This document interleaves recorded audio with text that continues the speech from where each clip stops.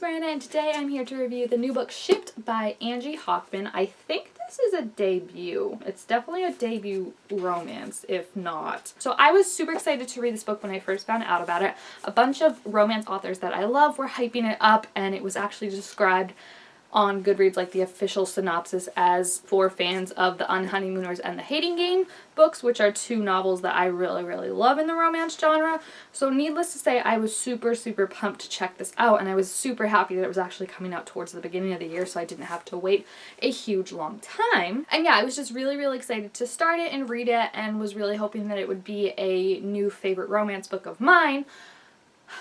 Unfortunately, after reading it, I have to say I am rather disappointed. And I think part of the reason I'm so disappointed is because I had such high expectations for the book, which can always be a catch-22, you know, when you like are so excited for a book and it's not as amazing as you thought it was. It can kind of make it seem worse than it is.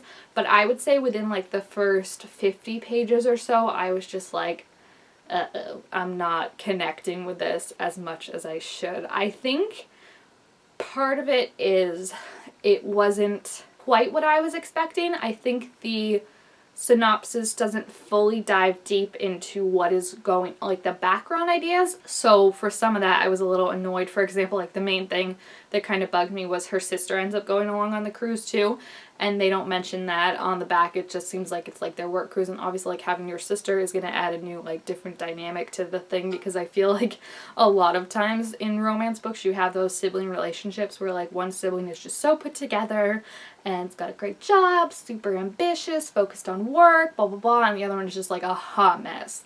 And it can get rather annoying when you're just like, please stop taking away time from the main couple and the main like character with your hot messness. So I feel like that was kind of like, as soon as I saw that I was like, oh no, like why didn't they warn me about this? And then also I just think a lot of it didn't connect for me. Like I said, I feel like I wasn't connecting to the main character, Henley. So the story, I should tell you the story if you haven't heard it yet. So the story, yes, is similar to Hating Game and Unhoneymooners. It's actually kind of like the perfect baby for them because it takes aspects of both of them. But it's about this girl, Henley, who is up for a promotion at work, and her main competition is Graham, who has been this coworker that works remote, who has just been the bane of her existence for ever since he started there a year ago. They're both up for the same promotion, and what their boss decides to do is send them to the Galapagos to be on the cruise because they work for like a travel agency kind of thing. He wants them to go experience the cruise and each come up with a proposal for how they can get more customers and draw people in a new and creative way, and whoever has the best proposal at the end of the day will get the promotion. So it has the elements of competing for a job. It has the elements of they hate, well, she hates him more. I think that was also kind of the weird thing that threw me off, was like, if you've read Unhoneymooners and Hating Game, they both kind of dislike each other and are very open and honest about it. Graham had no freaking clue that she didn't like him up until like the cruise. Like he was just like, hey, what's going on? And she was like, I don't like you. And he's like, oh, okay. The story itself isn't bad. I just think it definitely needed some finessing. Like, that's why I'm going to definitely read more books that she has in the future, because I think her writing's very good, and there was some really funny, like, witty dialogue that they had, especially between Graham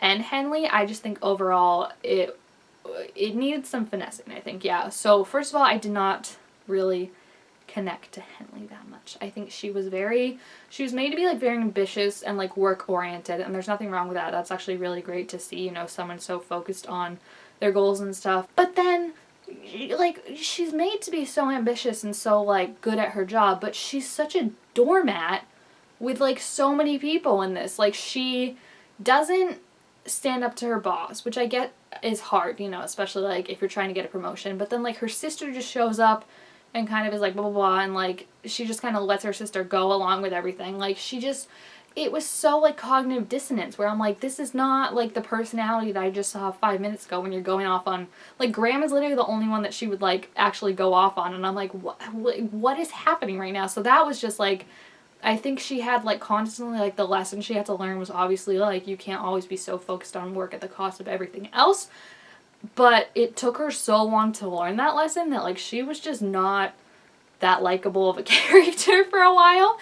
And then Graham too, I feel like they wanted us to like him so much, But I was really off put from the start when we first met him. Before the cruise, they were having a phone conversation like 20 pages in when they were talking about something at work, and all of a sudden he was like, why are you doing work at a Friday night? You don't have like a boyfriend to hang out with? And I'm like, that's just such an uncomfortable, especially in this day and age. Don't ask your coworkers if they have boyfriends or girlfriends or significant others, and especially in the middle of what was a work conversation.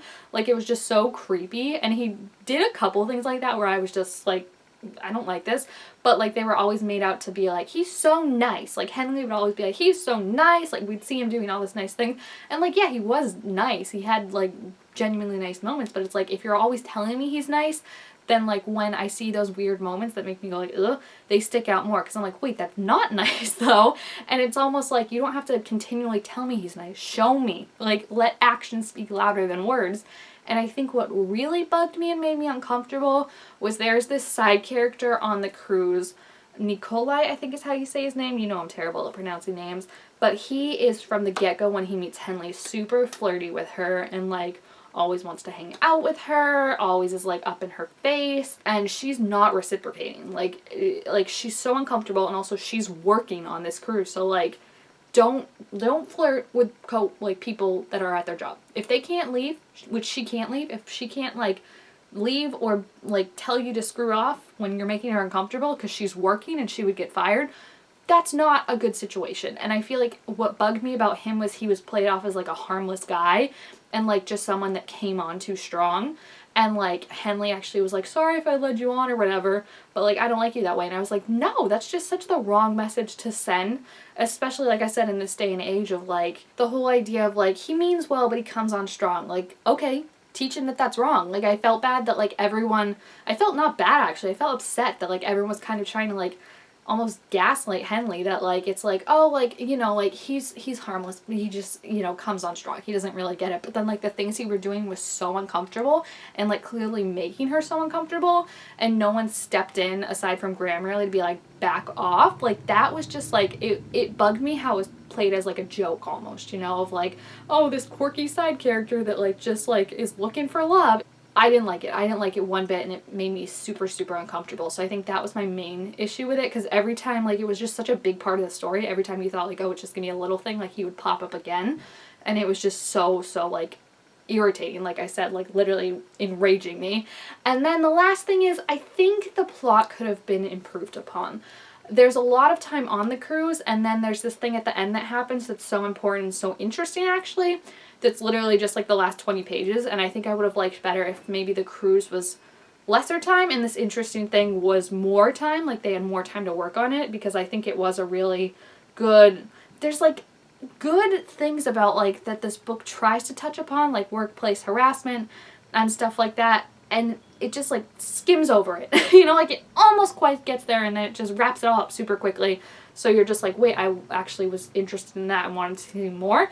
And it's also like I said, it's confusing because it's like on one hand you've got this boss who's clearly sexist and clearly awful, and the book treats him awful and like understands that he's awful. But then you've got Nikolai, who just because he's like a nice guy, we're excusing how he behaves and how he can't seem to take Henley's uncomfortableness as a sign to back off. Like that was where the dissonance was happening for me. So like I said, I think the author is a very good writer, and I'd be interested to see what she writes more of, because I do think there were some really great ideas. I just think it didn't all unfortunately come together for me. So I ended up giving this book 3.5 out of 5 stars. If you have read it, please feel free to let me know your thoughts on it. Like I said, I know a lot of people do love it. I just think part of it was my expectations, and then part of it was there were just parts that I could not get over and like were just irritating me. So thank you guys all so much for watching. Make sure to give this video a thumbs up if you enjoyed it, and I will see you guys next time. Bye!